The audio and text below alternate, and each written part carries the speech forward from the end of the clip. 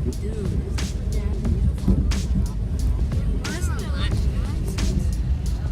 and that's what I like. It just like something real. It feels good. I don't know. It's nice. It's nice to hear the rain. It's nice to look outside with the all wiggly waggy, whatever. It's just But my favorite part is that hearing the noise. oh That's my yeah. favorite part. That's in common.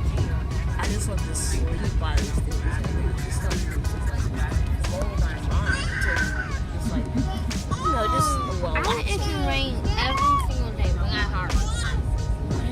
ooh thunder. If it rained every single day, That would be my head would be super relaxed. yeah, and I would get to feel the water hit me. That just feels nice. If ever if there's ever a rainy day, and you're in the car, just have to relax.